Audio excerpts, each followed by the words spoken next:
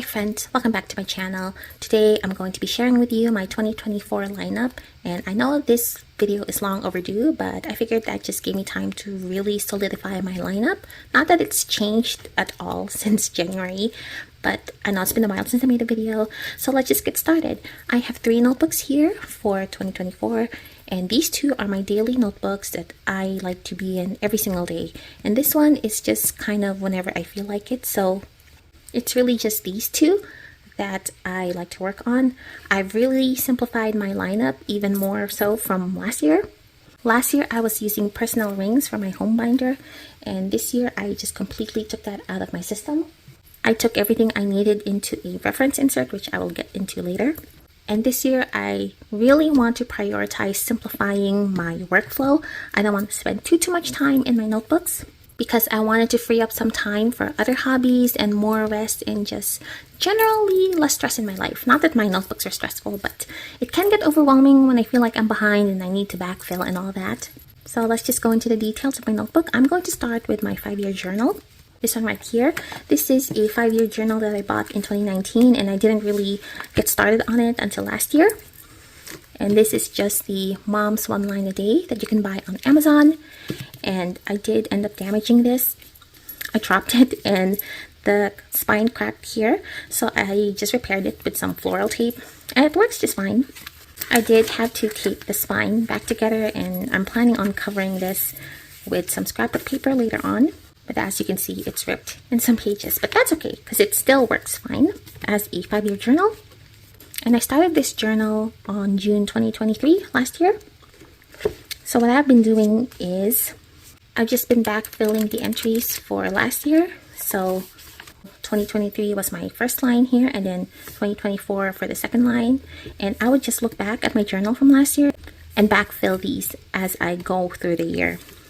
So these ones I filled last year, and then these ones I'm backfilling, if that makes any sense. So it does take some extra effort to fill up this journal right now, but it's not going to be forever. Once I get to June, I'm going to be completely caught up. And it's actually been really fun to look at my journals and seeing what I was up to this time last year. I'm really surprised at how much I forgot. Memories can really just slip if you don't record them. So realizing that really motivated me to keep up with a 5-year journal. And then the cover for my 5-year journal is this personal size TN. It is from Speckled Fonts. I bought it on Mercari, so I don't know what the color is, but it's just a chocolate brown color. It's really beautiful. And I don't have a pouch for this. I just tossed this wherever, and it's held up really well. It's really sturdy. It does scratch up, but you can rub the scratches off really easily. So let me see if I can show that. So there you go. And then you can just rub it and it'll go away in time. So I'm really loving this cover. It's gotten really soft since I've used it. It has a front pocket, and I just keep my ballpoint pen that I use to write in my journal, just so they're both together. I do have this felt lining on the inside just to protect my 5-year journal, because I didn't want the letter here to stay in my notebook. I don't know if that works, but I just have it here.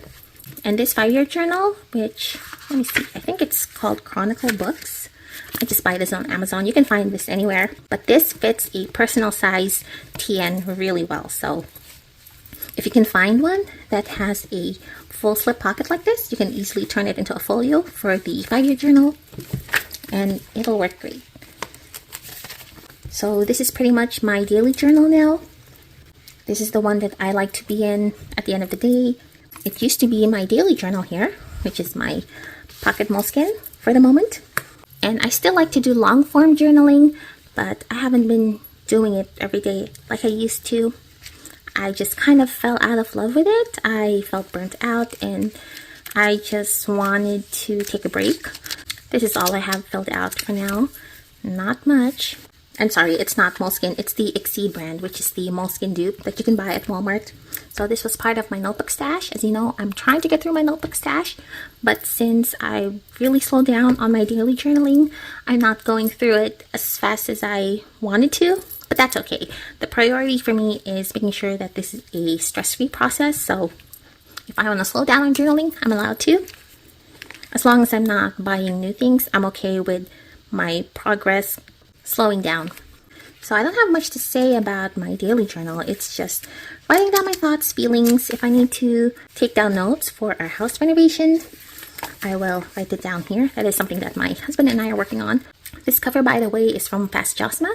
You can also buy this on Amazon. It's a very affordable cover. It's got a slip pocket here where I keep a pack of stickers that I'm trying to get through. And then it has a slot here that I don't have anything on. And then in the back, it's just another slip pocket for your notebook. And then the pen loop. And the current pen I'm using is just a gel pen. This is the Pilot Metropolitan, and this is the rollerball pen. So it's not a fountain pen. And inside, I just have a Pilot G2 0.7 refill. And that's what I've been using to journal right now. Again, just keeping it simple. I have my one pen, I've got my stickers and my notebook, and that's all I need for journaling. I do keep this journal with me on the go. I toss this in my purse whenever we have to go out, but again, this is just when I feel like journaling or I need to take down some notes. This is not something that I'm fully into right now every day, but it's still very nice to have. It's really handy when I need to write down something. And then lastly, I have my planner. Let's move this over here. My planner this year is the Sterling Ink Common Planner in the N2 size, so that is the Hobonichi Week size equivalent. And here I just have some deco on the side, but nothing too fancy. In this secretarial pocket here, I have my page flags that I like to use for appointments. If I'm not sure that it's a definite thing, I would just write it down on a sticky note and then put it in my planner. That way I can move it around if I need to. And I do have some business cards in here. And then in the full back pocket, this is the reference insert that I mentioned earlier. So everything that was in my home binder, my personal rings, I moved here. And I did flip through this before in the past. This is just a Hobonichi Week supplement insert. So not a lot of pages, but this is really helpful for information that you want to take with you from year to year. So I just have here grocery list ideas, a meal planning guide, a weekly review guide, birthdays for my friends and family, things like that. Things that will be relevant from year to year, I keep here. And I just stash it here in the back pocket until I need it. And then for the planner itself, I really like the Sterling Ink Common Planner. I think it addressed all of the pain points that I had with the Hobonichi Weeks. For example, it has a grid on the left side here so that it's really easy to write. There's no quotes at the bottom, so you get extra space. I like that the paper is white. I find it to be cleaner and crisper. I don't know. It just looks better to me. I think I'm going to find it really hard to go back to Hobonichi Weeks because I really fell in love with the Common Planner. And this is the horizontal layout. They also have the vertical layout, I believe, for the N2. And I'm just planning in this like I always do. So just a quick flip. Hopefully I don't have anything personal here, but just a super quick flip of what my spreads have been looking like. So just your usual planning style. I did add a weekly reflection section here at the bottom.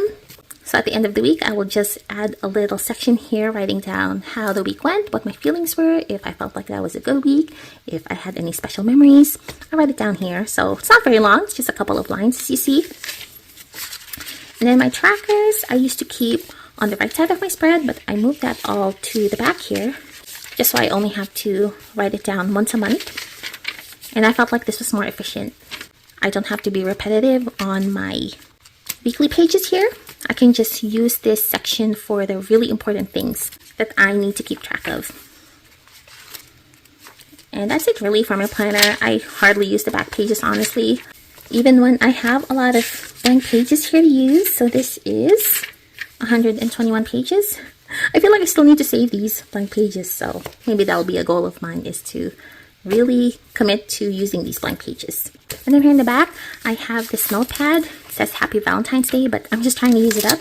And I use this for random lists, like my grocery list, meal planning for the week. I actually have my meal plan here on this sheet.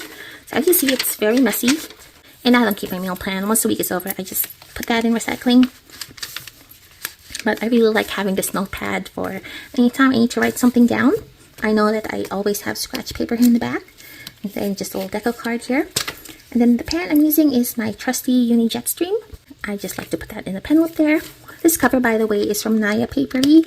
This is the Spice Cider Original leather. I really fell in love with this leather.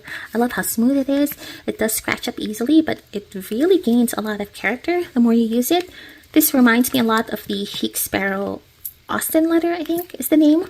I still know that leather as buttered rum, but as you see, it's a very smooth leather. I just love holding this. So that is my lineup for this year. Super duper simple. I'm really happy with my lineup so far.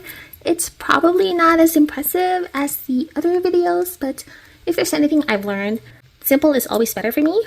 Less is definitely more. And if you are watching this video and you happen to be new to the planner community, my advice for you is to keep it simple, because it's really easy to feel inspired by all these big lineup stacks. And I used to be that way too. I used to start off the year with a really big planner stack, and then as the years went on, I would reduce my lineup because it got too overwhelming. I think we tend to believe that if we have more planners and more journals that we'll be more productive and have a better grasp on our life, but that's not always true. I feel like having more planners to keep up with just puts more work and pressure on yourself, and you will get overwhelmed if it's not an optimal setup for you. So my advice is to just start slow, and if you're already using a planner and it works for you, just stick to that. And try not to get caught up in planner trends, because what works for other people might not work for your situation. So that is my advice. I will be posting an update on my lineup, hopefully in the mid-year. I do want to get back to making videos. Thank you so much for watching this video. This is Baba Notes, and I will see you next time. Bye!